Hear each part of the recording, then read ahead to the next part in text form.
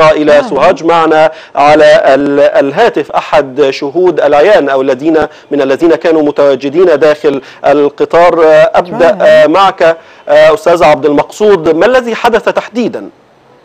والله إن تحركنا النقارة الساعة 4 في قطار رقم 990 وكان ماشي بسرعة عادية يعني بطيئة يعني بعد الشتاء، وعند مدخل مدينة البدرشين فجئنا بفرامل شديدة اهتزاز القطار، ارتطام القطار والركاب بضعف، وحدث خرج ومرج وتكدس القطار، وبعدين لقينا في قطر كان مخزن وقطر جاي من بني سويف، فالركاب اللي في قطر المخزن يقال عاوزين يركبوا في الماشي، فعملوا قطع للطريق عشان يوقفوا القطار القادم من القاهرة، وأدى إلى حدوث فرامل شديدة، أدى إلى خروج 3 عربيات، تدمير 3 عربيات في الخط 95 واصطدامه بقطار الركاب القادم في بني سويف.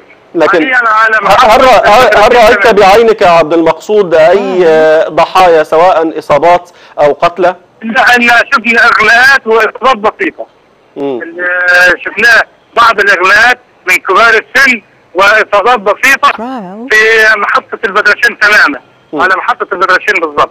يعني في عربيات إسعاف متواجدة وابتدت تيجي الشرطة والمطافي. هل القطار يعني عاد إلى قضبانه مرة أخرى ووصل رحلته أم ماذا؟ الحركة متوقفة تماما، وتجمهر الركاب بتاع 3 قطارات على محطة البدرشين.